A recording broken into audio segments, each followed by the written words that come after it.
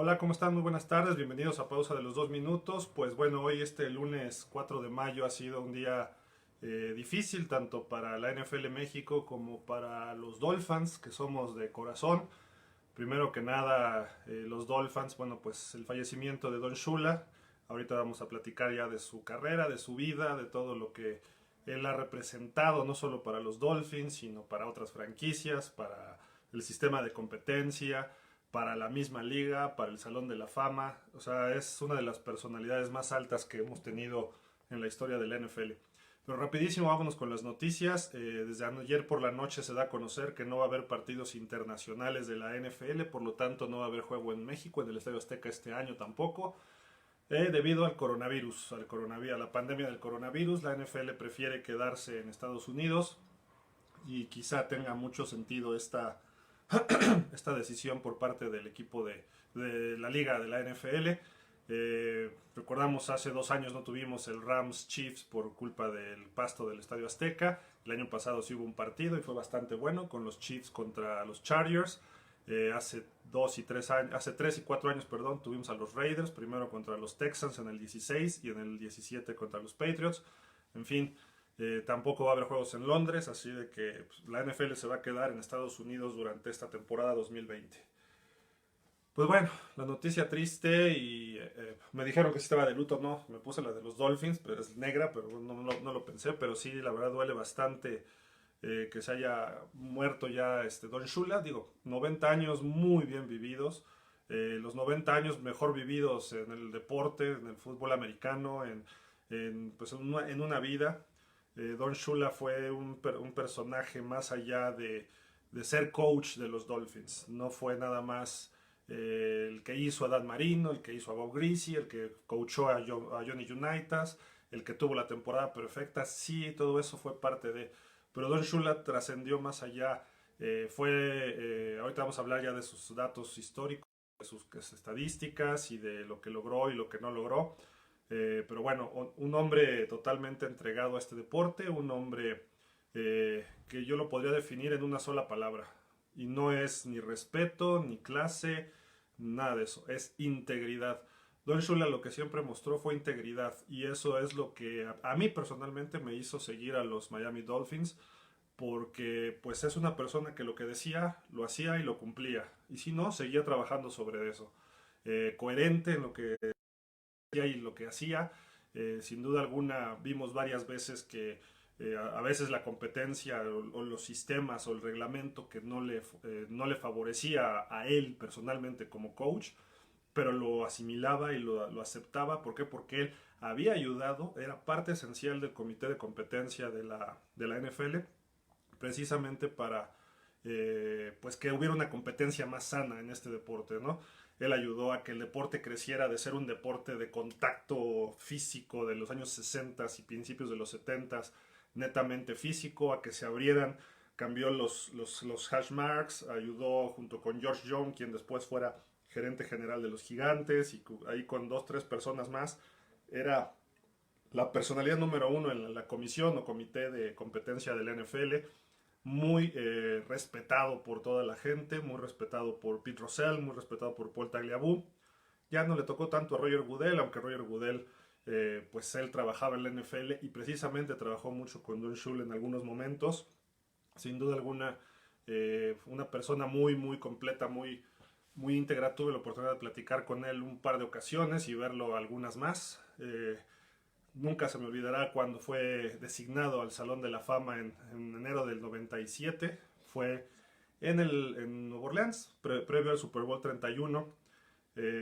Llegué tarde a su conferencia porque estaba hospedándome un poco lejos y llegué corriendo. Entró junto con Joe Namath, vi a Joe Namath, le tomé una foto y vi que estaba Shula solo en el estrado.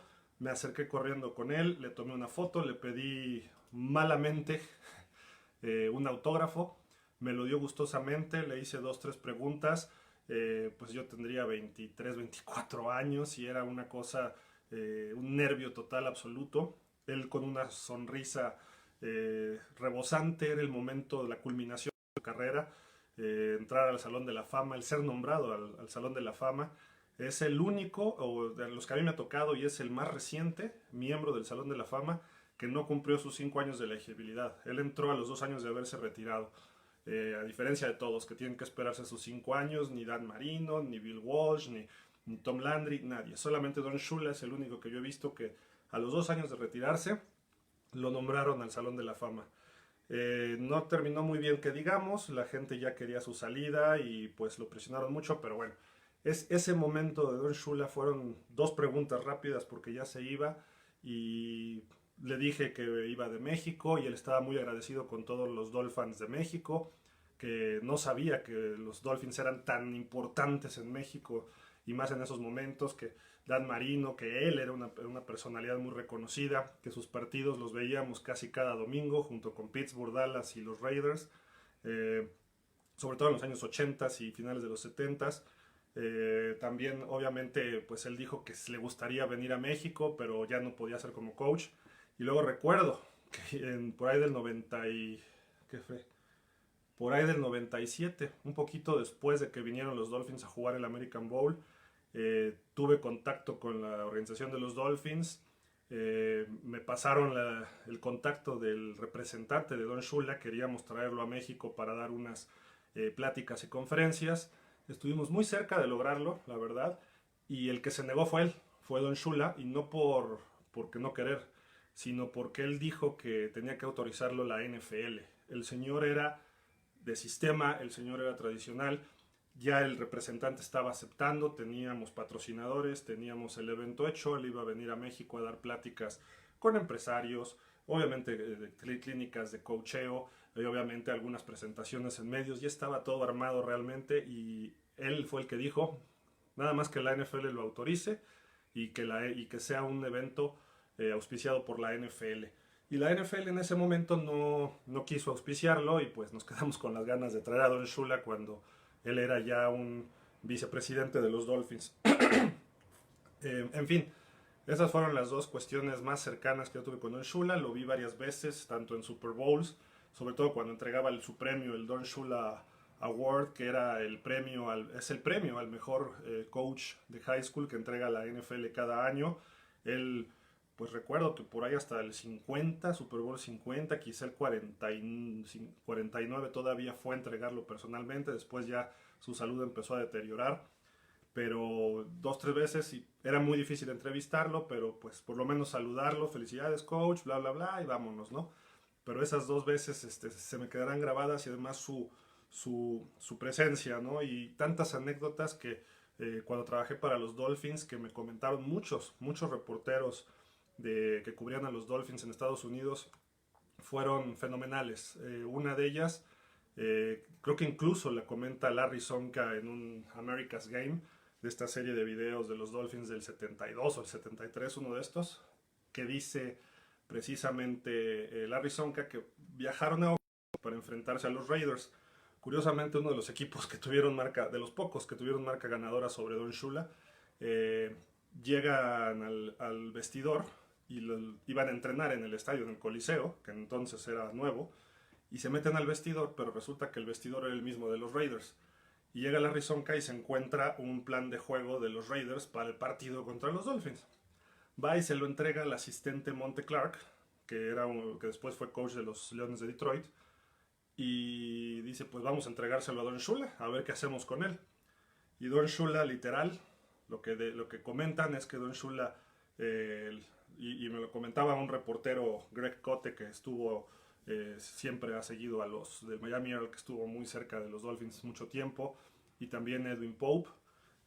Lo comentaron entre ellos y yo estaba ahí como metiche mexicano, ya lo saben, y dijeron, sí, esa historia es, la vimos porque los reporteros bajaban con el equipo incluso cuando entrenaba porque viajaban juntos, y Don Shula lo que hizo, agarró el plan de juego, el playbook para el juego contra Miami por parte de los Raiders, lo tiró a la basura. Los Dolphins perdieron, pero con esa integridad era como él se comportaba. Eh, Muchos reporteros también decían de que era muy accesible, otros decían que no tanto, pero Don Shula era de una persona que tenías que hacerte respetar con él. No era nada más llegar y decirle, señor coach, ¿cómo está? Y mucho gusto. No. Don Shula tenías que ganarte el respeto, y ya que te ganabas el respeto, entonces las puertas estaban abiertas para ti.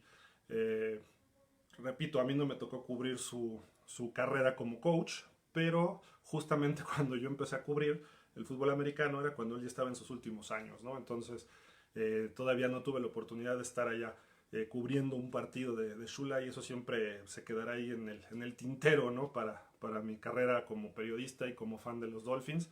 Pero la cuestión es que este señor eh, no tenía otra forma más que actuar de así. Y les decía a los reporteros, pregunten, pero tenían que ser preguntas inteligentes. Si eran preguntas tontas, si eran rebuscadas, si eran así, era igual o peor que Belichick en ese sentido, ¿no? Hay otras anécdotas que muy al principio el señor era muy gritón, el señor Shula, ¿no? Era un señor que se la pasaba muy, pues, eh, tratando mal a sus jugadores. Y esta me la platicó Bob Kuchenberg, quien también falleció hace poco. En una ocasión que estuve en Miami, tuve la oportunidad de verlo pasar, platiqué con él y le dije, oiga, ¿alguna anécdota de Don Shula? Y me dijo, yo recuerdo una por ahí del 72, o un poquito antes de la temporada perfecta, que Don Shula se la pasaba gritándoles y con groserías y tratándolos mal y hagan esto así bien y bla, bla, bla.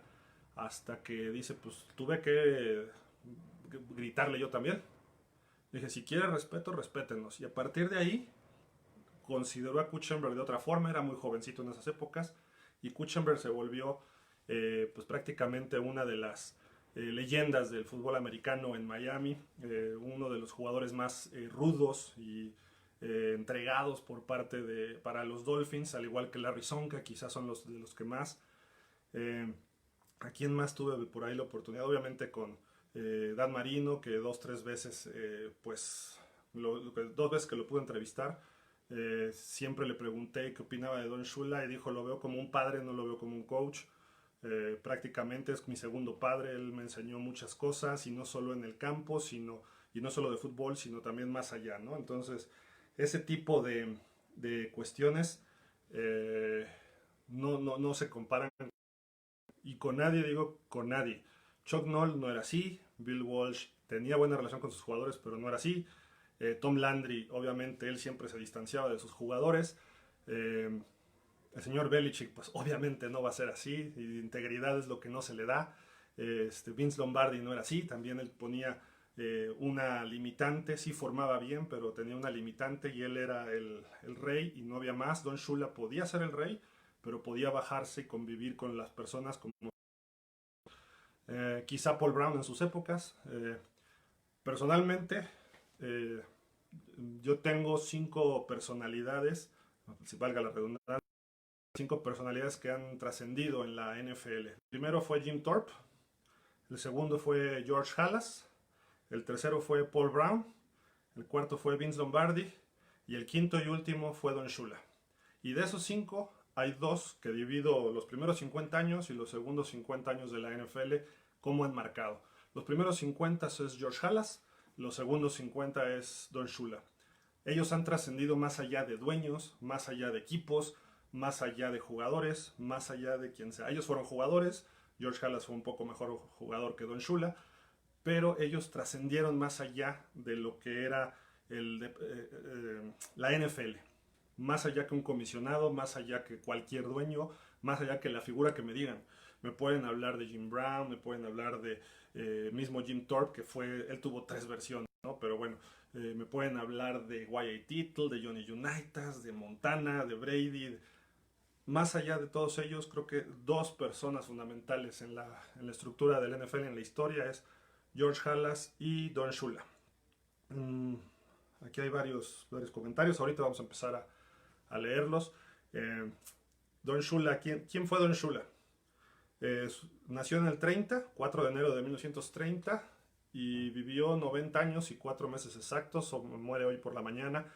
No fue, y lo dice muy claramente el Miami Herald, no fue cuestión del coronavirus, él ya estaba enfermo, ya venía desarrollando enfermedades desde hace como 3, 4 años, tuvo una aparición por ahí en NFL Network donde el señor ya no contestaba lo que se debía, incluso iba con su segunda esposa, esta señora Marianne. Eh, se casó hace muchos años, bueno, sus padres fueron inmigrantes húngaros. Él nació en Estados Unidos, en Ohio. Eh, no recuerdo el pueblito, pero Little River o Little Lake, una cosa así. Ahí se forjó, se creció, perdón, se desarrolló, jugó en la Universidad John Carroll y termina en el NFL. Tiene una etapa con los Redskins, una etapa con los Colts y juega principalmente con los Cleveland Browns, donde conoce a Paul Brown en los años 50. Y ahí, ya que está jugando con él, pues aprende y después lo nombran coordinador defensivo de los Leones de Detroit, donde está 1 o 2 años. En Cleveland hizo un buen amigo que se llama Chuck Noll, y en Detroit entrenó a Dick Night Train Lane, como él era coordinador defensivo y estaba entrenando también a los profundos, y él jugó como profundo, y se dedicó a entrenar también a Dick LeBeau, quien los Steelers consideran que es uno de los mejores coaches defensivos. Aprendió mucho de Don Shula, Dick LeBeau. Luego nombran a Don Shula head coach de los Colts, el señor Carroll Rosenblum, quien era el dueño de los Baltimore Colts. Y pues llega a los Colts y empieza a triunfar de inmediato a los 33 años de edad, el coach más joven hasta ese momento. Y pues Don Shula empieza a tener éxito ahí, pierde un campeonato del NFL, me parece que fue con los Packers. Tuvo marca ganadora sobre Vince Lombardi en sus proyectos. Llega al Super Bowl 3 como amplio favorito. Maneja un equipo con figurononones como Raymond Berry, como Raymond Berry todavía estaba por ahí. Estaba Matt Snell, no es cierto, Matt Snell era de los Jets. El corredor, ¿cómo se llama? Ahorita les recuerdo. Pero estaba Johnny Unitas, Earl Morrall.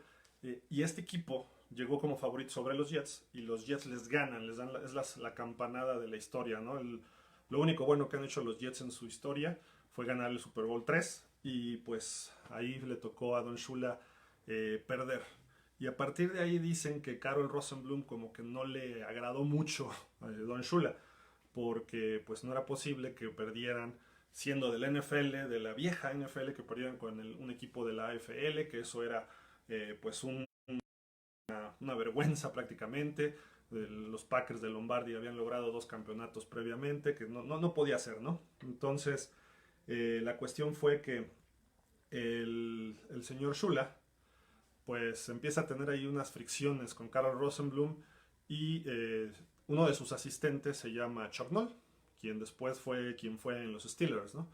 Porque le aprendió cómo coachar, siempre fue su amigo. Chuck Noll me parece que era linebacker o era centro, era el linebacker y centro, me parece, y trabajaron juntos mucho tiempo, y pues nombran a Don Shula para irse a los Dolphins. Hacen un trade los Colts con los Dolphins en el 70, y los Dolphins era una de las franquicias más recientes, había fundado en el 66, había tenido un coach llamado George Wilson, que no había dado una, creo que su mejor temporada ganó 4 partidos, que había sido la del 69, y en el 70 de inmediato ganan 10 partidos los Dolphins. Él llega y había un equipo armado, ya estaba Bob Greasy, ya estaba Larry Sonka, ya estaba Manny Fernández, hacen algunos trades y llega Nick Boniconti, después llega Paul Warfield. Entonces en todo eso empieza a armar el equipo en cuestión de 2 años, y en su primer año gana 10 partidos, llega a playoff, y su primer partido de playoff con los Dolphins es un juego en Kansas City contra el campeón defensor en el 71. Y en el 71 le toca enfrentarse allá en el viejo estadio municipal de Kansas, Allen Dawson, Otis Taylor, Buchanan, ese equipazo que manejaba Hank Stram, y le ganan en doble tiempo extra, el partido más largo en la historia. Pasan los Dolphins a la final y le ganan a los Colts, a sus Colts de antes, y se meten al Super Bowl, donde lamentablemente los Cowboys les pegan bastante duro, los chamaquean porque llegaron muy jovencitos. Y ahí viene la anécdota que cuenta Larry Sonk, que dice que varios de los compañeros de ese equipo recuerdan que les quedó viendo al final del juego y que les dijo: la próxima temporada tenemos que ser perfectos. Y la próxima temporada fue el 72, donde ya sabemos todos lo que pasó. El único equipo invicto, perfecto, 14 ganados, más 3 de playoff, incluyendo el Super Bowl 7, 17-0 en 1972. El único que lo ha hecho en 100 años de historia de la NFL, con la defensiva número 1, con la ofensiva número 1, con 2 corredores de 1000 yardas, con el quarterback reserva porque le lesionaron en la semana 6 a Bob Greasy, que le rompieron la pierna. Jugando de visitante el juego de campeonato, porque en ese tiempo no había ventaja de jugar en casa dependiendo de tu marca, sino que era por sorteo. Y jugaron en Pittsburgh y ganan en Pittsburgh. Solamente 2 veces en esa temporada estuvieron abajo en el marcador. Una en Pittsburgh en ese juego de campeonato y una contra los vikingos en Minnesota. Después de eso, ganaron por poco y ganan 17-0, si no es por Garo Yepremian que hace su tontería en aquella jugada que quiso sentirse jugador. Pero bueno, repiten en el 73 y en el 74 se van 3 jugadores importantes. Paul Warfield, Jim Kick y Larry Csonka se van a una liga mundial por más dinero, y la franquicia de los Dolphins, la dinastía de los Dolphins se ve cortada por esa razón. Aún así califican a playoff, pero ahí es donde los Raiders le sacan un partido en el famoso Sea of Hands, o el mar de las manos, donde Ken Stabler le saca el partido, y ahí acaba esa mini dinastía que fue el primer equipo que llegó a 3 Super Bowls consecutivos. Durante los años 70 pelearon los Dolphins. En 33 años de carrera como head coach, 26 con los Dolphins, solamente tuvo 2 temporadas perdedoras. Una fue en el 76 con marca de 6 ganados, 8 perdidos, que nada más había 14 juegos. Y la otra fue en el 88, 6 ganados, 10 perdidos. Que no fueron derrotas, no fueron temporadas de 2, 3 ganados, ¿no? Y fueron temporadas donde además perdió muchos juegos por detallitos al final. Es el único coach que tiene 3 quarterbacks en el Salón de la Fama: Johnny Unitas, Bob Greasy y Dan Marino. Además, sus reservas siempre fueron quarterbacks importantes, principalmente Earl Morrall en sus primeras épocas. Era como que su válvula de seguridad, porque si le fallaba Unitas entraba Earl Morrall, si le fallaba Greasy entraba Earl Morrall. Y luego vino una época de Woodstruck, de David Woodley y Don Struck, donde llegaron a un Super Bowl incluso con David Woodley, que no era malo, pero tenía chispazos medio locos. Y cuando él fallaba, porque era jovencito, entraba Don Struck, el veterano. Y Don Struck se quedó con Marino mucho tiempo, y después, pues Marino fue prácticamente toda la parte final de su carrera. Es el primer coach que llegó a 6 Super Bowls. Gana 2 nada más. Le faltó por ahí quizá un poquito ganar más Super Bowls. No le fue muy bien en 2 Super Bowls, le fue bastante mal, sobre todo contra los Cowboys, su primer Super Bowl con Miami, y con los Niners, su último Super Bowl, que ahí sí le ganaron la partida a Bill Walsh y los Niners, que era un mejor equipo. Aunque Dan Marino estaba en su mejor temporada, era un mejor equipo los 49ers. ¿Qué más se puede hablar de Don Shula? Pues es el coach con más victorias en la historia. 347 en total, 328 en temporada regular. Era el segundo, el único que puede alcanzarlo es Bill Belichick, y necesita 3 temporadas de 12 victorias más o menos para poder rebasar a Don Shula. Anda en los 310, una cosa así, el señor Belichick. Y podemos ponerle el asterisco a muchas, ¿no?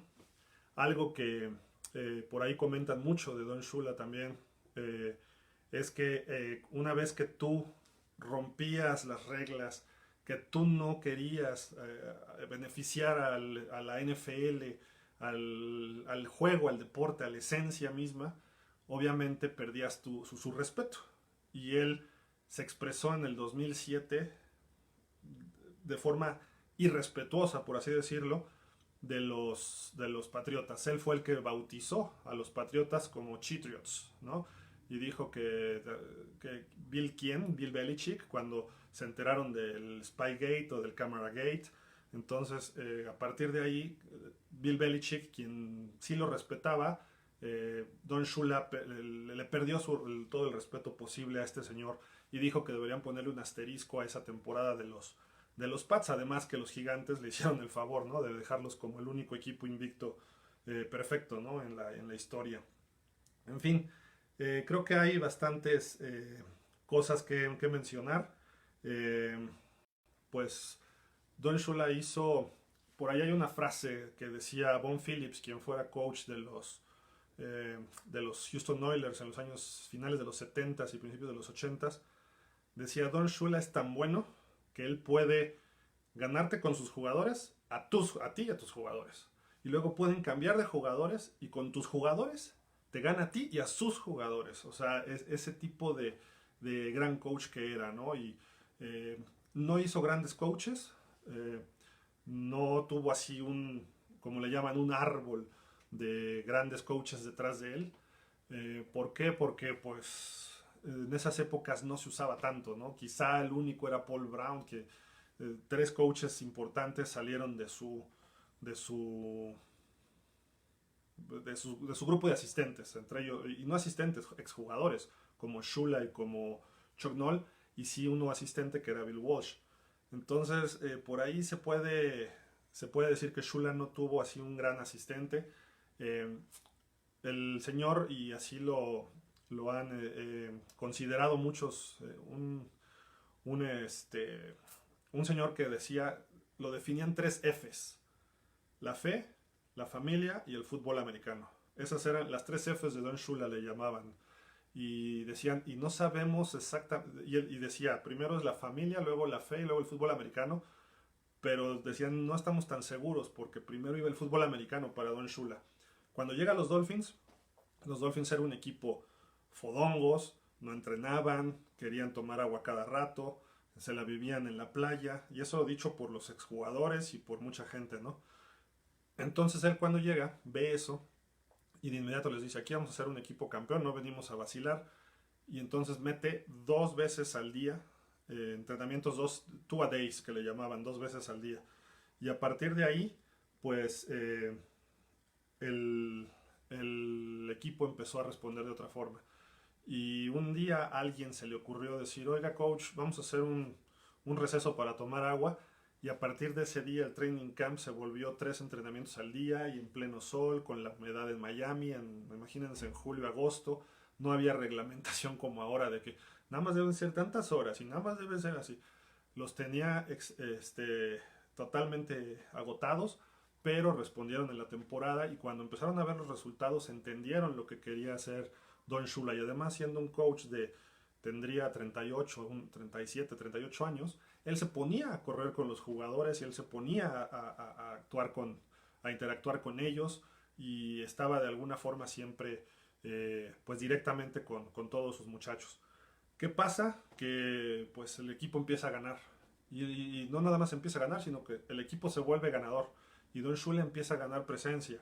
Y cuando logran esa temporada perfecta, a partir de ahí Don Shula fue otro muy distinto. Se quitó un peso de encima porque había perdido dos Super Bowls y un campeonato del NFL. Entonces, eh, a partir de ahí se quita ese peso de encima y empieza a generar él todavía más cosas. Lo nombran a la comisión de competencia, como decíamos, y pues la NFL cambió en los años 70 porque ajustaron las yardas, nada más se podía golpear a los receptores en 5 yardas para que pudieran correr, la regla Mel Blount, los hash marks, cómo empezaron a acomodar, no estaba dividido en tercios el campo, sino alineados los hash marks con los postes de gol de campo, entre muchas otras reglas, incluso cómo meter las manos para los linieros, cosas pensando en el bien del fútbol. Otra virtud, hablando de técnicas de Don Shula, es que Don Shula pudo ser ganador con un equipo netamente corredor, con tres corredores fenomenales como era Larry Sonka, Mercury Morris y Jim Kick. Y luego pudo ganar con Dan Marino, Mark Clayton, Mark Duper, Jimmy Cefalo y Nat Moore. Eran estilos totalmente distintos. Hizo, dominó un sistema que fue en los años 70, el cual se modificó, y en los años 80 se transformó en un sistema que no fue el fundador, no era un eh, innovador, pero era un perfeccionista, y por eso logró la temporada perfecta. Entonces, lo que hacían otros equipos como los Chargers con su Air Coryell, Don Shula, que perdió un partido en el 81, se dio cuenta cómo era el ataque y empezó a aplicarlo a partir del 82, que no le funcionó con Woodley porque Woodley no era tan era buen pasador, pero no era un sobrenatural. Y llega en el 83 Marino, y a partir de ahí él empieza junto con Marino a revolucionar a la NFL. Lo que vemos hoy en día se debe mucho, y no quiero decir a Dan Marino, sí, por su talento, pero más bien al sistema que aplicó Don Shula con Dan Marino. Nadie jugaba con 4 receptores abiertos y formación escopeta, un spread en esas épocas. A veces lo que intentaba un poco era con doble ala cerrada y 2 alas abiertas, era los Cowboys con Tom Landry en formación escopeta. Y a veces era el ala cerrada y 2 corredores y salían a pase. Pero ya con 4 abiertos y un solo corredor, lo empezó a aplicar Shula. Y empezaron de ahí a funcionar y pues lo copiaron. Después vino la run and shoot y después empezaron a evolucionar. Y hoy en día casi todos los equipos tienen ese paquete del spread, ¿no? El famoso spread. Eh, Dan Marino revolucionó también la posición de quarterback gracias a Don Shula. Cuando viene el draft del 83 famoso, y eso que acaba de pasar el draft, por eso sale también el tema, Dan Marino se esperaba que se fuera mucho antes, que lo tomaran o los Jets o que lo tomara Pittsburgh. Y cuando Don Shula, que habían llegado al Super Bowl y habían perdido con Washington y elegían en penúltimo, en la posición 27, porque había 28 equipos, de repente ve que Pittsburgh no toma a Dan Marino y se llevan a un famoso liniero, Gabe Rivera, y le pregunta a Shula, que se llevaba muy bien con los Rooney y con Chuck Noll, le marca al señor a Rooney, al jefe, como le dicen en Pittsburgh, y dice, oiga, ¿por qué no tomaron a su ídolo local, a Dan Marino? Ah, no, estábamos buscando un liniero defensivo. ¿Ok? ¿Algún problema? No, no, no, nada más nos quisimos tomar a un liniero defensivo. Perfecto, yo lo tomo. Y Don Shula había visto el talento, pero dice, nunca creí que me fuera a llegar Dan Marino hasta esos momentos. Hasta esa ronda, pues, hasta ese pick. Lo toma y pues ahí cambió la historia del fútbol moderno.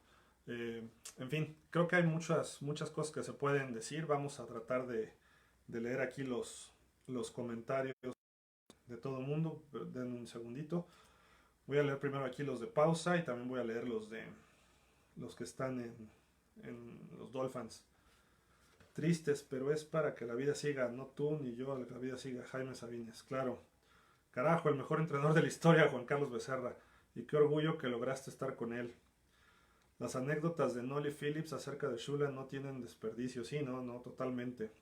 Ramón Sed, coincido contigo, una gran aportación a nuestro deporte a nivel profesional, de buenos resultados con los Dolphins. Alberto Salazar, el único head coach campeón invicto, una lástima, descansa en paz. Elvira, buenas tardes. Alberto Solís, excelentes comentarios y anécdotas del Don QEPD. GNZ Sánchez, lo más triste es que murió sin ver otra vez a nuestros Dolphins campeones. Sí, que en paz descanse. Perdón, Juan Carlos Becerra, Villar Spargen, el más cercano a su colaborador, era a ser su colaborador cercano, sí. Y él después creo que estuvo en LSU como head coach o en Ohio State, no me acuerdo. Y no le fue muy bien. Y también murió hace poco. Osh Escalante, un aplauso enorme a Don Shula por todos los logros conseguidos. Gracias. Gracias a toda la gente. Déjenme ver también la gente que nos está viendo con Dolphins, que estamos haciendo la transmisión también allá con ellos. ¿Dónde estamos? ¿Dónde estamos? Acá. Dolphins, acá está. Vamos a cambiar la foto, ¿no? Ahí está. A ver. Por acá los Dolphins. Pues nada más hay likes, pero no hay comentarios. Ok. Entonces, denme un segundito. Aquí.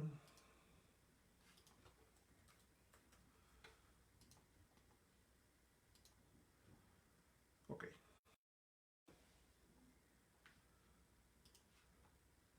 Pues les digo, a final de cuentas,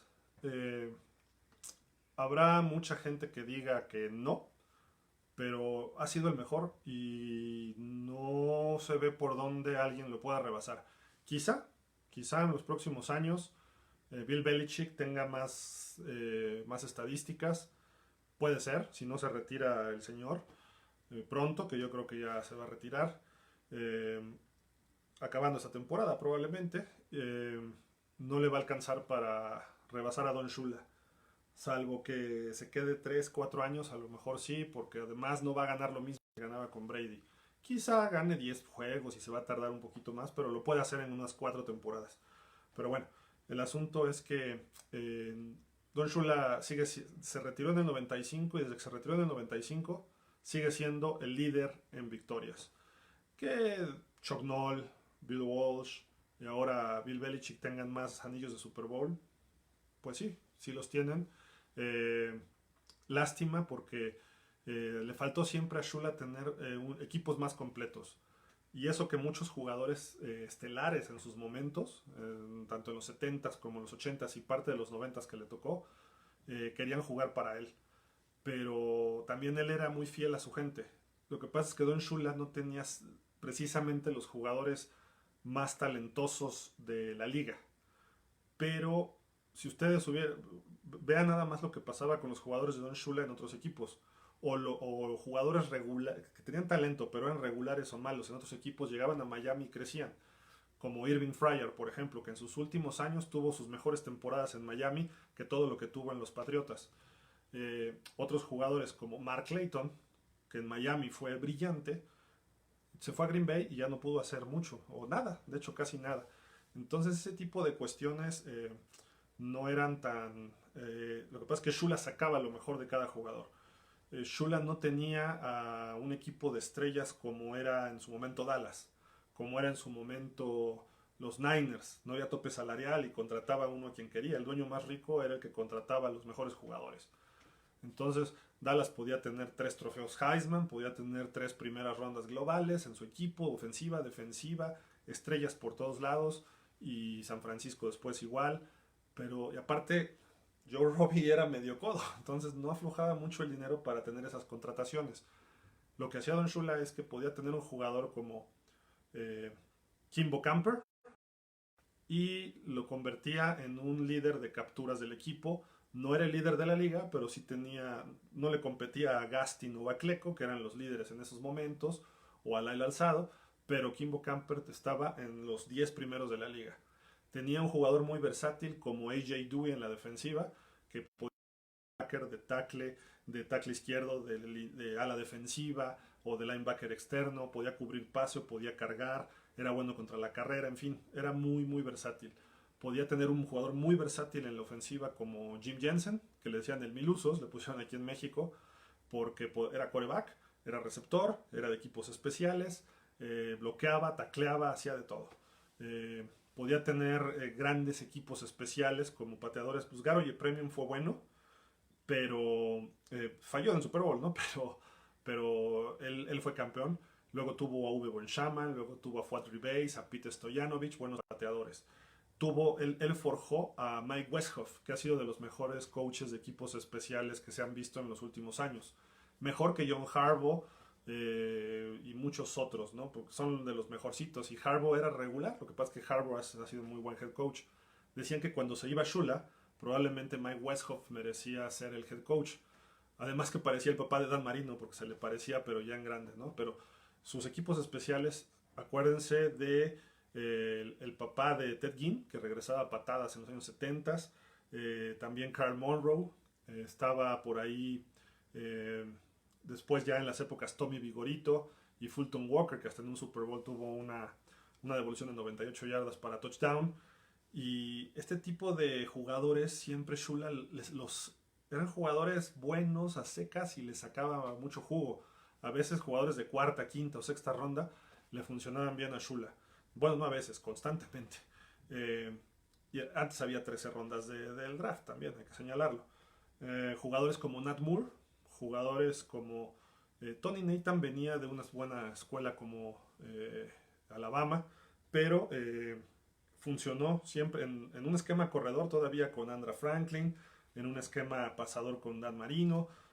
Siempre funcionó este señor como debía. Entonces, Andra Franklin precisamente, Woody Bennett, Lorenzo Hampton, me pueden decir, ok, eran épocas pasadoras, pero estos jugadores producían. Y vámonos más para atrás. De hecho, Tom Landry se burló de los Dolphins en alguna ocasión y dijo, es que esa defensiva no tiene nombres. Y de ahí se les vino el mote o el apodo de la defensiva sin nombre, la No Name Defense. Pero si nosotros vemos actualmente, podríamos hablar de Manny Fernández sin problema, de Werner Herder, podríamos hablar de señor Bob Mattison, podríamos hablar de Swift, Podríamos hablar obviamente de Nick Boniconti, creo que es el único que está en el Hall of Fame de todos estos. Atrás estaba Jake Scott, Dick Stanfield era otro, estaba Dick Anderson, me falta uno que también era famoso, ¿no? Ahorita me acuerdo del nombre. La defensiva sin nombre realmente sí tenía nombres. Entonces, así como que un momentito. Y la línea ofensiva también tenía nombres. Era Larry Little, era después Dwight Stephenson, era Jim Langer, el centro también de otras épocas, obviamente Bob Kuchenberg. En fin, siempre hubo jugadores que de la nada crecían y se empezaban a hacer su nombre. Y podía jugar un desconocido y de repente ese desconocido funcionaba mejor, porque Don Shula era buen coach. Y Don Shula no era un... Era más al estilo en ese sentido de Vince Lombardi. Ejecución. Pero Lombardi era extremadamente obsesivo por la ejecución. Don Shula era perfeccionista en la ejecución, sí, pero era simplista. Una frase que no se me olvidará de Don Shula, que alguna vez antes de una temporada le dijeron, bueno, ¿cuál es la clave para triunfar en la NFL? Y dijo, tienes que ganar al principio mucho y después al final también. O sea, suena una tontería, pero así era Don Shula. Tienes que ganar 3 yardas y media por jugada y vas a ser el primero y 10. Ok, después llegó Marino y te lanzaba 80, no importa, pero él era... si Dan Marino hubiera tenido a Sean Payton de su head coach, Dan Marino no hubiera lanzado 5,000 yardas. Dan Marino hubiera lanzado 7,000. ¿Por qué? Porque Sean Payton sigue lance y lance y lance y lance. Y además, pases cortitos. Marino eran pases y vean sus videos. Y últimamente he estado viendo muchos videos de Dan Marino en sus primeros años. Eran unos riflazos que ni Rodgers ni Patrick Mahomes tiraban, ni Joe Namath. De repente se paraba Marino y era un riflazo de 20 yardas, una línea que pasaba entre 3 defensivos. A veces interceptaban, pues sí, se arriesgaban, no al grado de Brett Favre, porque además Marino era más inteligente que Favre, pero sí de repente forzaba. Y Don Shula lo calmaba. Entonces nada más vas a hacer esos pases cuando se necesite. Y a veces le daba manga ancha y pues Marino también abusaba un poquito. Pero él manejaba muy bien su sistema. Luego tenía antes, en los 70s, tenía a Larry Sonka, que era un fullback natural. Tenía a Mercury Morris, que no les agradaba mucho. Y Jim Kick, que también era un fullback half, que ayudaba como a bloquear al revés, ¿no? Que ayudaba a bloquear al fullback, que era Larry Sonka. Y aportaba, sobre todo también en el juego aéreo. Y Mercury Morris era ese cambio de ritmo que aceleraba sobre todo en la famosa resbalada o en la sweep, la barrida o la jugada por fuera, y anotaba de una forma por piernas en aquellas épocas. Y tenía al que fue el mejor receptor, considerado el mejor receptor de todos los tiempos hasta que llegó primero Steve Largent y luego Jerry Rice, Paul Warfield, que él venía de Cleveland. Y Paul Warfield era velocista y Paul Warfield tenía unas manos fenomenales. Él sí era un superestrella, quizás Sonka era el superestrella, y podemos agregar a Bob Greasy, aunque no era considerado ni como Roger Staubach, ni como Ken Stabler, ni como Terry Bradshaw después, porque Terry Bradshaw fue como que un poquito más tarde. Todavía le tocó un poco de Joe Namath a Bob Greasy. Joe Namath era más estrella. Lo último de Bart Starr. Entonces Bob Greasy siempre fue menospreciado. Y pues, ¿qué estrellas había realmente? Contadas. Y con esas hizo una dinastía Don Shula. En los Colts sí tenía muchas estrellas y no pudo ganar el Super Bowl. Y ya después con Marino pues eran 3, 4 estrellas, pero le faltaba defensiva. O la defensiva, cuando llegó Marino al Super Bowl, ya la defensiva estaba desgastada. ¿Por qué? Porque la defensiva ya venía con jugadores de 7, 8 años atrás, como Gocamper, como Dewey, como los Blackwood. Los Blackwood, por ejemplo, no eran jugadores importantes, pero en Miami eran los hermanos Moretón, los Bruce Brothers, los Blackwood Bruce Brothers, porque eran fenomenales, golpeaban e interceptaban y eran los que controlaban la defensiva. Luego llegó John Offerdahl, un buen linebacker. Tuvo jugadores locos también como Brian Cox, pero los controló lo más que pudo. Y después Brian Cox pues ayudó mucho a los Dolphins y siempre apreció mucho lo que hacía Don Shula por él, lo que hizo Don Shula por él. Luego Don Shula además ayudó a... Cuando los Steelers se va Chuck Noll, todo el mundo creía que el siguiente head coach iba a ser Joe Green. Y no, llevan a Bill Cowher. Entonces Joe Green se queda sin chamba porque Bill Cowher no quería nada que ver con el staff de Chuck Noll. Y Don Shula le dice, vente para acá. Y Joe Green le integra un equipo, una línea frontal de los Dolphins con Marco Coleman, Tim Bowens, ¿quién era el otro ala defensiva en esas épocas? También era el 91 como Cameron Wake, Lorenzo Bromell, y después llegó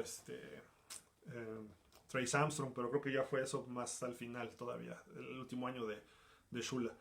Y le hace una frontal fenomenal. Darryl Gardner era el otro.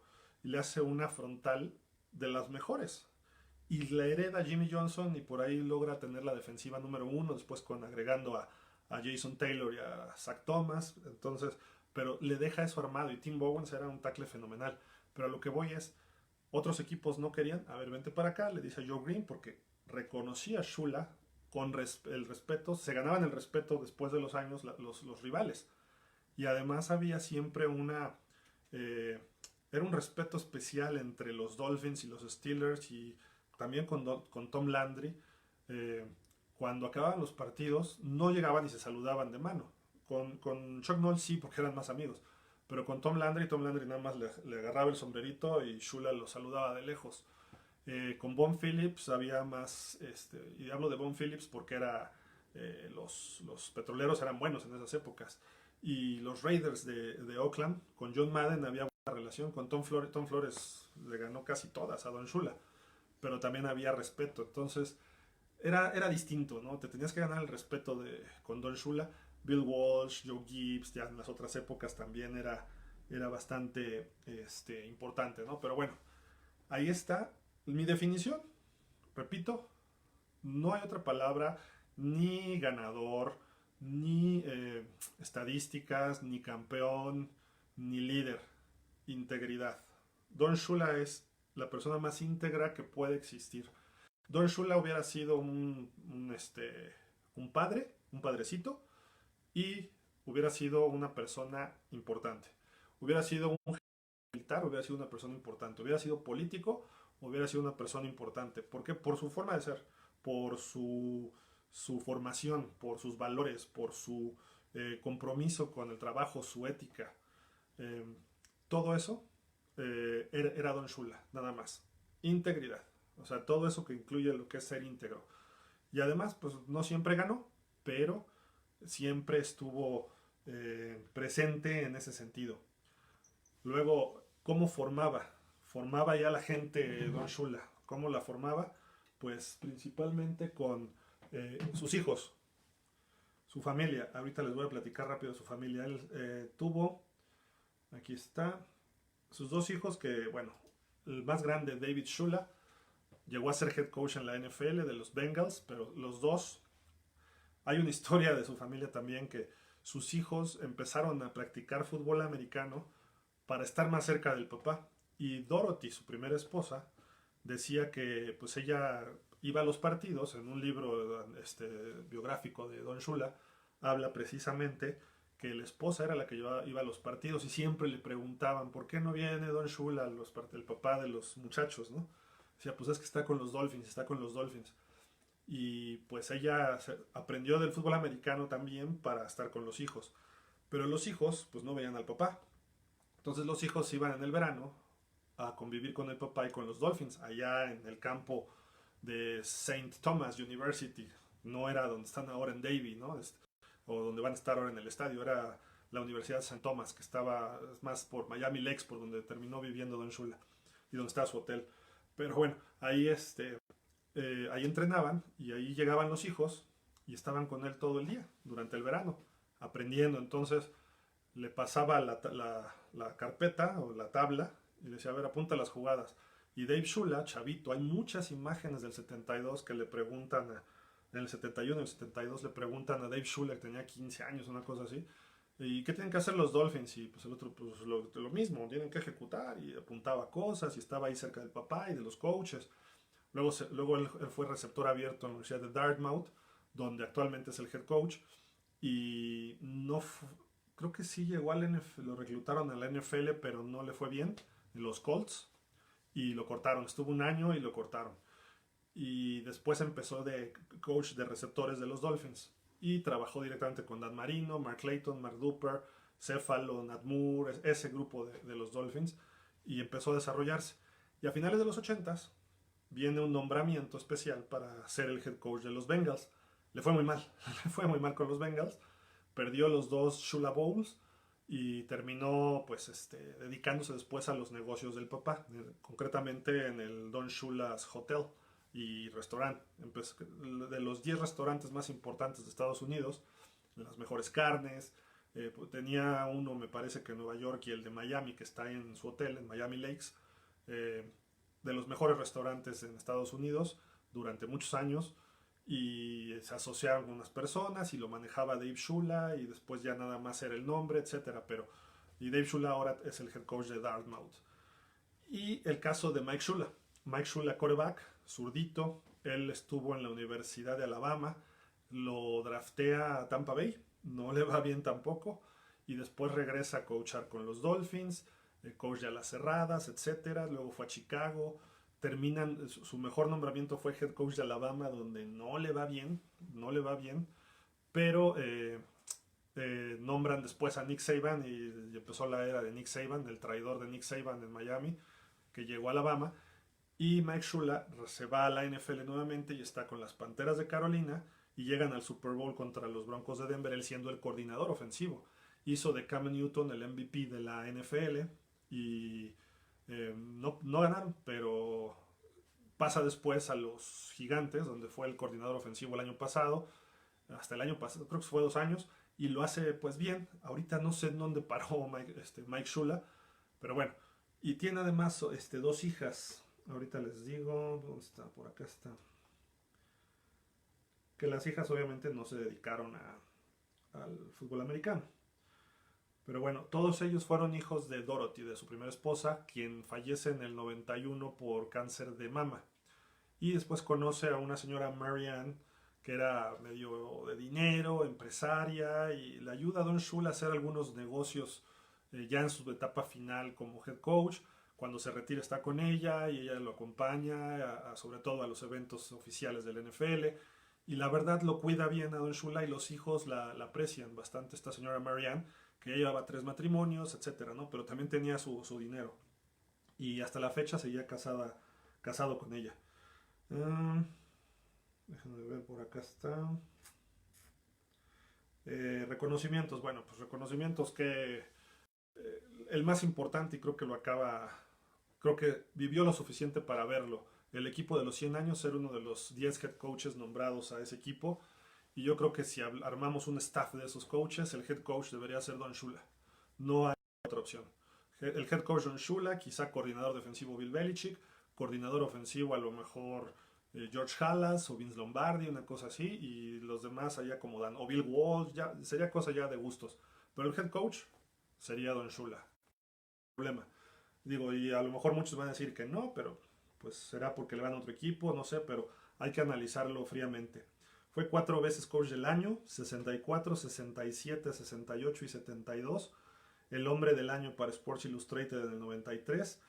El equipo del aniversario de los 100 años. El equipo de la década de los 70. Obviamente está en el Salón de la Fama. Entró en el 97, les comento. ¿Qué más? Por acá, jugó en Cleveland del 51 al 52, en Baltimore del 53 al 56 y en los Redskins en el 57. Fue safety, jugó como safety y corner, me parece. Bueno, back defensivo.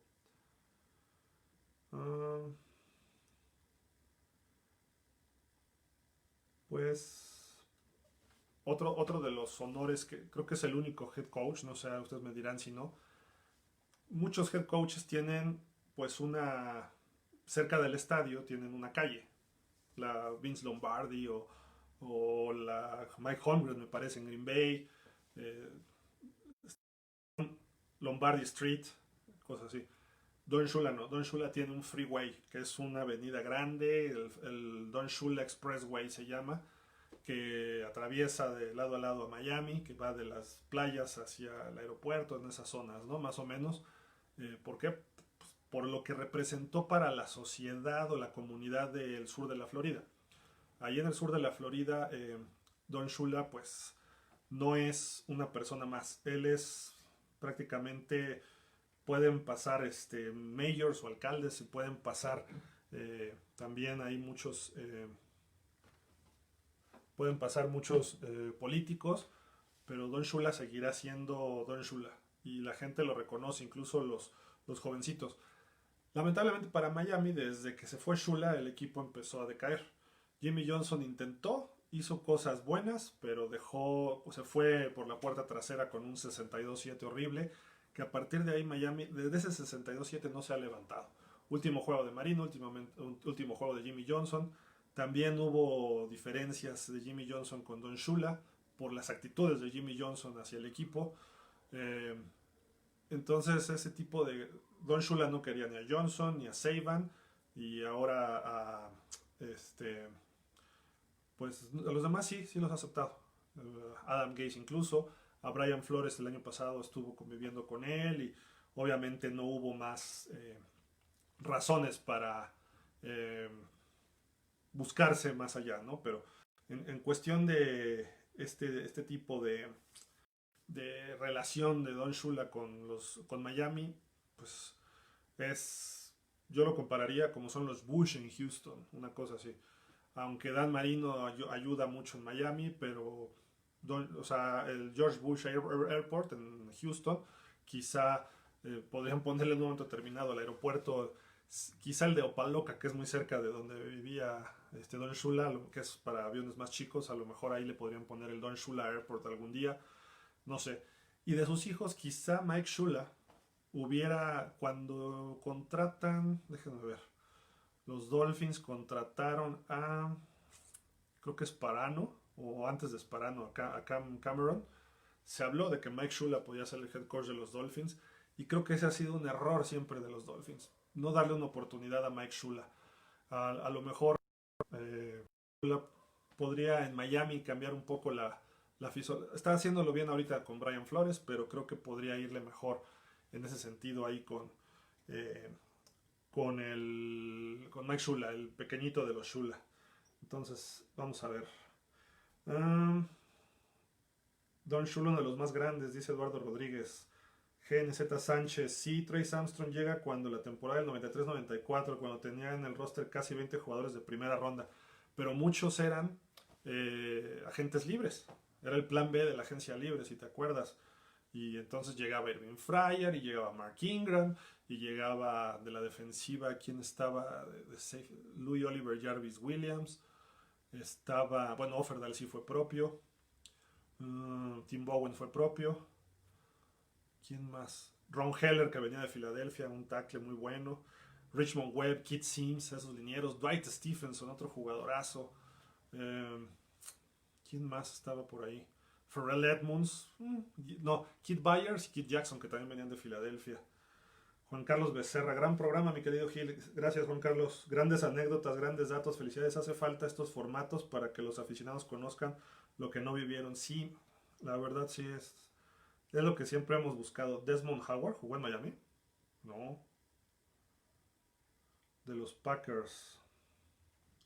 A ver, creo que se me fueron varios comentarios. Déjenme ver.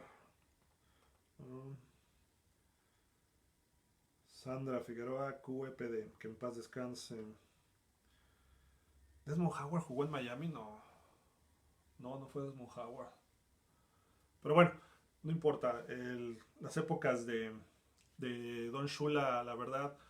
Además, siempre que se enfrentó con los coaches más importantes, generalmente salía en ganados y perdidos globales, salía ganando.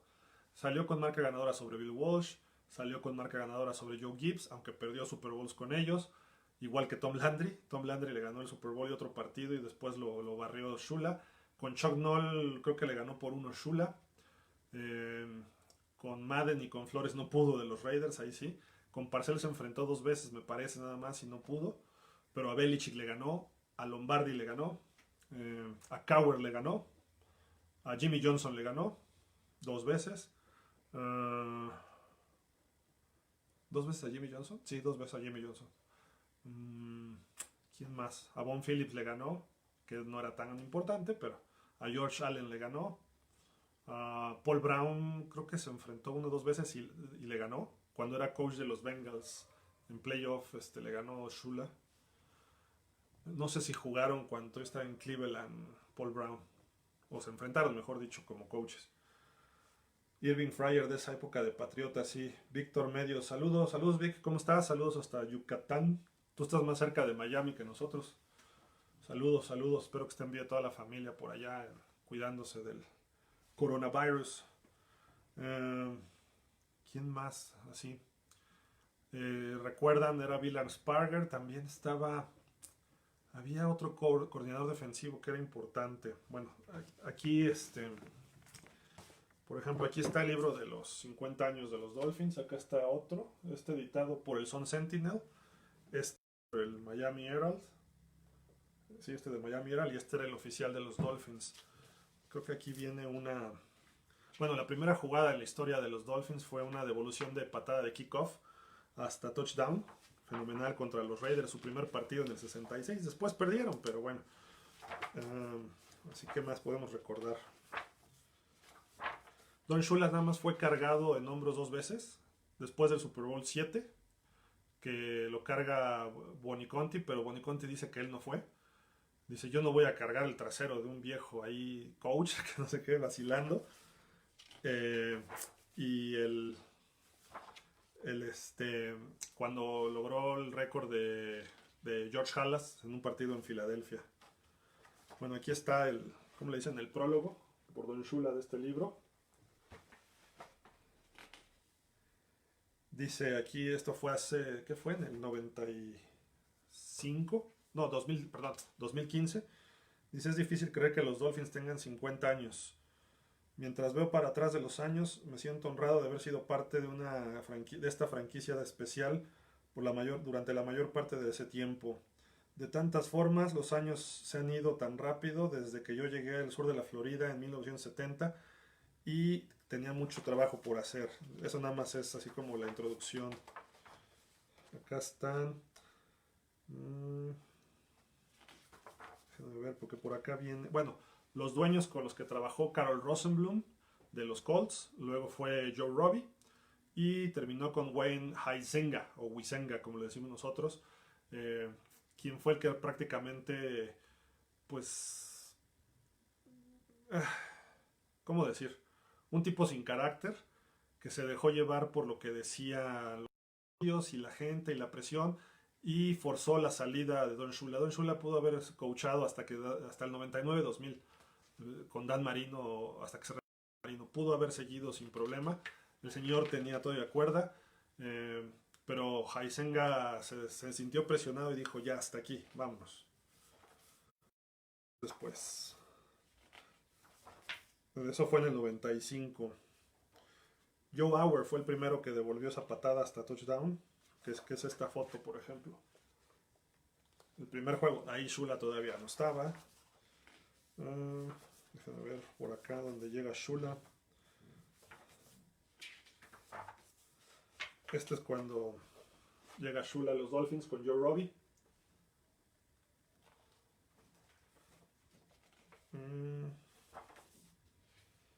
Por aquí creo que está el contrato de Don Shula. Edwin Pope, que cubrió mucho a los Dolphins, una vez lo pude entrevistar, también del Miami Herald. Un señor así muy gruñón, también ya grande. El palco de prensa del Hard Rock Stadium se llama Ed Pope, en honor a él. Un periodista reconocido en Estados Unidos. Y también tengo el gusto de conocer a Armando Salguero, que tiene cubriendo a los Dolphins como desde un tipo cubano-americano, bueno, de padres cubanos, él ya estadounidense. Y un tipazo, un buen amigo Armando Salguero. Dick Anderson era el 40. Buen safety también. Jake Scott, el primer 13, el que fue el MVP del Super Bowl 7. La portada de Sports Illustrated que hacían con comparaban con una película, ¿no? A estos dos, Jake Scott, el MVP, Nick Boniconti, Paul Warfield. Tim Foley era el otro profundo que me faltaba de los 70s. Por aquí hay una lista de jugadores, si no mal recuerdo. Le ganan después a Minnesota con Bob Grant. Y fue un... decía Don Shula que el equipo del 73 fue mejor que el del 72. Lo que pasa es que el 72 quedó invicto o perfecto. Pero el 73 jugaba mejor, con más confianza, con mayor aprendizaje y desarrollo del sistema. Y la verdad se vio así porque Minnesota tenía una defensiva fenomenal y los acabó Shula y este equipo de los Dolphins del 73. Stanfield, Warfield, Jim Langer, el centro, que también está en el Hall of Fame. Steve Toll, otro linebacker. El buen Nat Moore. Delvin Williams, ¿se acuerdan de ese corredor de los 70s y principios de los 80s? Larry Gordon, quien falleciera, ¿se acuerdan? También fue, si no mal recuerdo, él fue el que se falleció en un entrenamiento ahí de los Dolphins, mientras entrenaban en la pretemporada. Las famosas abejas asesinas de los 80s, que eran los tres linieros, Betters, Bowser y Bamhauer. Bocamper, Bamhauer era el tackle nariz, y Betters y Bamhauer eran las alas defensivas o tackles defensivos. Y luego los linebackers eran 4Bs también, y se agregaba Dewey, pero era Brophy, Bowser, Bob Brudzinski, que había jugado con los Rams antes, y Charles Bowser, Brudzinski, Brophy y Mark Brown. Y entraba AJ Dewey. Y atrás había otras 2Bs, Lyle y Glenn Blackwood, y estaba Don McNeil y William Judson de corners. Los 80s. Vean, aquí están las abejas cuando llegan al Super Bowl 17, que son los Betters, Dewey y Bamhauer. David Wood, Bob Greasy, Tommy Vigorito. Pues aquí esta foto es buenísima porque aquí está Don Shula con David Shula de los Colts, no sé si la ven. Fue eso en el 81-82 cuando era receptor. Y obviamente el juego aquel histórico contra los Chargers del 81 de los playoffs, donde iban perdiendo 24-0 los Dolphins y llegaron a tener ventaja 38-31 en el cuarto, y al final empatan los Chargers y vienen los 2 goles de campo que bloquea, bueno, uno Kellen Winslow y otro jugador de los Chargers, a Uwe Shaman, que Miami pudo haberle sacado el partido y hubiera sido un partido fenomenal, y no pudieron en aquella ocasión. Aquí está la foto de las abejas asesinas, y de este lado AJ Dewey cuando intercepta a Richard Todd y ganan la final de conferencia. El infame partido en Nueva Inglaterra, cuando empezaron a hacer sus trampas con el carrito de nieve, y el Super Bowl 17. Duper, Franklin, Betters, Marino, Nat Moore. Lo que tenía Shula es que jugaba muy simple, pero también de repente encontraba jugadas importantes como ese hook and lateral, que muchos dicen que es hook and lateral, con el que se van al medio tiempo contra los Chargers. Iban perdiendo 24-10 y quedan 6 segundos y viene ese pase a Duriel Harris y se lo regresa a Tony Nathan y anotan contra los Chargers y se ponen a 7 puntos, y empezando el tercer cuarto empatan los Dolphins.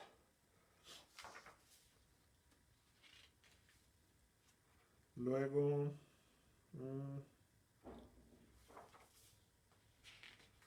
¿quién más? Déjenme ver qué más encontramos por acá. Obviamente el Orange Bowl, la mudanza al Joe Robbie Stadium. No le fue muy bien con los Esquiroles en el 87, pero bueno. Aquí está Jim Jensen, ¿se acuerdan? El Milusos.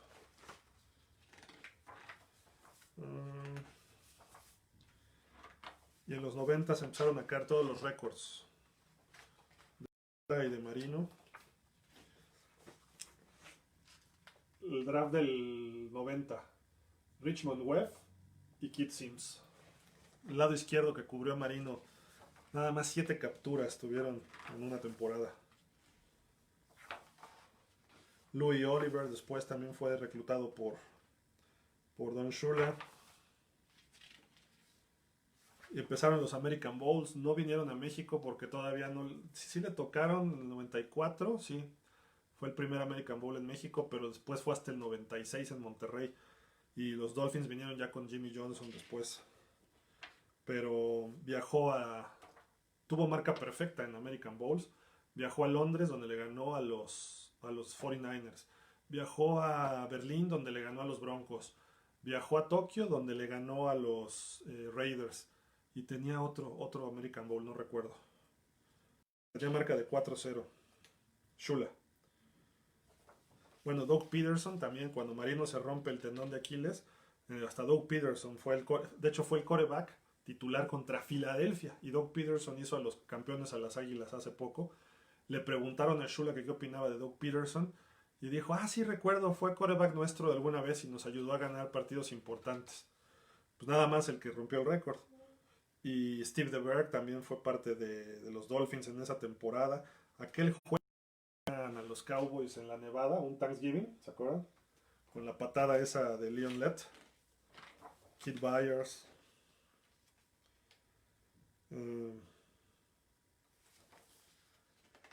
¿Qué más? El famoso fake pass de Dan Marino, los récords de Marino. O.J. McDuffie todavía le tocó reclutarlo a Shula. Y pues hasta ahí. Déjenme ver, por acá hay algunos. Los mejores 50 jugadores de los Dolphins. Prácticamente todos son de Don Shula. Dick Anderson, Bob Amhauer, Betters, Blackwood, Bocamper, Tim Bowens, Brudzinski, Bonnie Conti, Mark Clayton, Brian Cox, Sonka, Berden Herder, AJ Dewey, Duper, Norm Evans, otro buen tackle, Manny Fernández, Bob Greasy, Bruce Hardy, los alas cerradas también fueron buenos de Dan Johnson y Joe Rose, Kid Jackson, Jim Mandich, este señor que después le dio cáncer y empezó a hacer el famoso reto ciclista o la ruta ciclista en Miami contra el cáncer. Ha sido fenomenal. Jim Jensen, Jim Kick, Bob Kuchenberg, Jim Langer, Gary Little, Jim Mandich del 70 al 77, Marino, McDuffie, Nat Moore, Morral, Morris, Nathan, Ed Newman, Segar, Offerdahl, Louis Oliver, Reggie Robbie, ¿se acuerdan del pateador de despeje Reggie Robbie?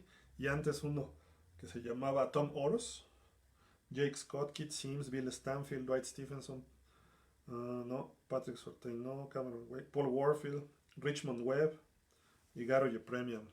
Casi todos los jugadores los hizo Don Shula, los de los mejores 50 de la historia de los Dolphins, que fue lo que sacaron en este año. Acá está me faltaba un American Bowl. No, nada más fueron 3 de Shula. Los 3 que les dije. Después ya fue el cuarto aquí en México en el que ganó Jimmy Johnson. Aquí están algunas fotos. El de Berlín y el de Wembley que le ganan a los Niners. Ahí está Marino y Montana en un taxi inglés. Eso fue en el 98. En fin, para los que son fans de los Dolphins, pues creo que fue más triste cuando supimos que ya no iba a volver a coachar nunca a Don Shula. Pues, sabíamos que este día iba a llegar, este 4 de mayo. ¿Por qué? Porque ya estaba enfermo Don Shula. Pero bueno, siempre uno quisiera que durara más tiempo, ¿no? Este tipo de personalidades en la NFL. Aquí en su inducción al Salón de la Fama, que por ahí pusimos una foto de él con sus hijos cuando entra al Salón de la Fama, y pues él entró en el 97 y todos los Hall of Famers excepto ahora Jason Taylor, todos son por Don Shula.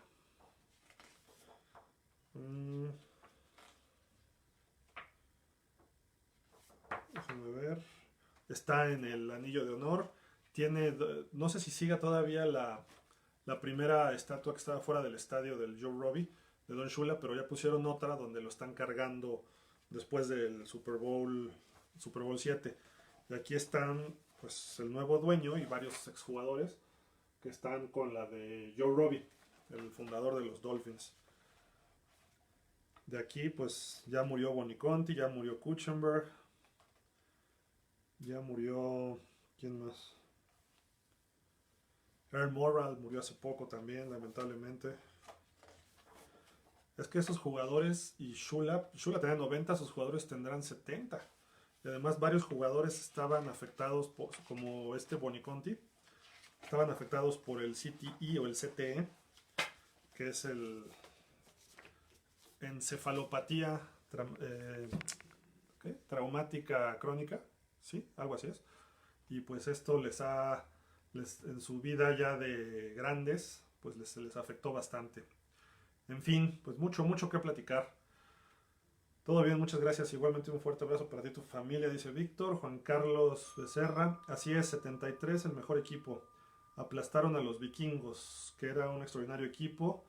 Delvin Williams, que era de los 49ers. Fíjate, no sabía que venía de los Niners. Pero bueno, pues sí, es melancólico, es triste.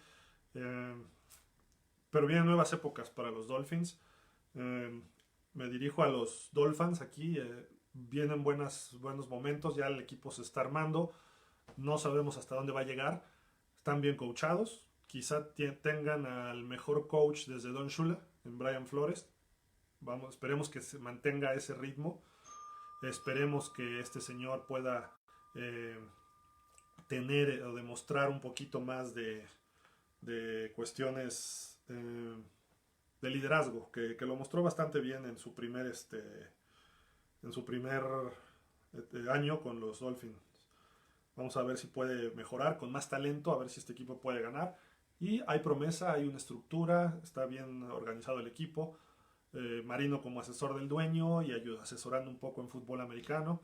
Está también el gerente general Chris Greer, asesorado por Reggie McKenzie. Está Brian Flores, que está tratando de hacer un buen equipo de lo que se refiere de asistentes. Vamos a ver si con Chan Gailey la ofensiva puede funcionar en esta ocasión.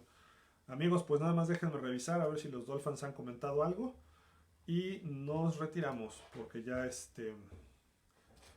está muy padre y me gustaría interactuar después más con ustedes, pero vamos a ver acá. Déjenme ver. Pues no hay comentarios acá. Qué bueno que estén comentando en pausa también. Y pues a los jóvenes que no vieron a Don Shula, métanse a ver los videos, métanse a ver, a leer de Don Shula, vean su historia, vean las fotos, vean videos, sus pláticas. Hizo 3 o 4 libros, uno que dice Encontrando una forma de ganar, hay otro que es su autobiografía o biografía, y hay otro que es también ahí ser un coach de coaches o algo así, aprendiendo a coachar, y lo hizo con otro coach. Muy buenos libros, ya tienen su tiempo, a lo mejor hay que buscarlos quizá no en Amazon. En fin, y cuando vayan a Miami, pues pasen por el Dolphin Expressway o por el Don Shula Expressway. Vayan al estadio, vean las estatuas, vean el anillo de honor, vean todo este tipo de cuestiones que hay. Pues sin duda es un ¿cómo se dice? Un personaje importante, no solo para los Dolphins, sino para toda la liga. Por lo que hizo, por lo que dejó. Repito, para mí, la primera etapa es George Halas, los primeros 50 años, y los siguientes 50 años es Don Shula. Vamos a ver quién representa los siguientes 50 años, quién es la cabeza de la NFL. Porque lo que hacían George Halas, lo que hizo Jim Thorpe, lo que hizo Paul Brown, lo que hizo Vince Lombardi, lo que hizo Don Shula, estos 5 personajes, no es pasar por la NFL. Ellos construyeron una carretera que se llama NFL para que todo el mundo la utilice. Y muchos la han usado para triunfar. Como unos mal usadas, otros bien usados. Algunos la usaron un poquito, las estiraron, algunos se fueron por atajos. Pero los que construyeron, los que hicieron los cimientos para puentes, el asfalto, haciendo una analogía, son estos 5 personajes de la NFL. Obviamente hay dueños, obviamente hay coaches, jugadores, periodistas también han aportado mucho, pero George Halas y Don Shula se cuecen aparte. Muchísimas gracias y pues mañana no se pierdan a las 3 de la tarde el programa de Pausa de los 2 minutos. Estaremos platicando con todos ustedes. Preparen sus preguntas. También lamentable la noticia de que no va a haber juegos internacionales, por lo tanto no va a haber juego en México este año. Los Cardenales estaban anunciados para jugar un partido que les correspondía de casa, iban a jugar en el Azteca. No se sabía el rival todavía, pero pues se cancelan los juegos, los 4 juegos en Londres y el juego en México. Y tiene lógica. Eh, pues bueno, nos vemos por aquí mañana a las 3. No se pierdan, síganos en pausa. Vamos a tratar de seguir escribiendo cosas de Don Shula. Vamos a hacer ahí algunos especialitos para que ustedes lo disfruten. Y nos vemos por aquí mañana a las 3. Buen provecho, pásenla bien y estamos en contacto. Hasta la próxima.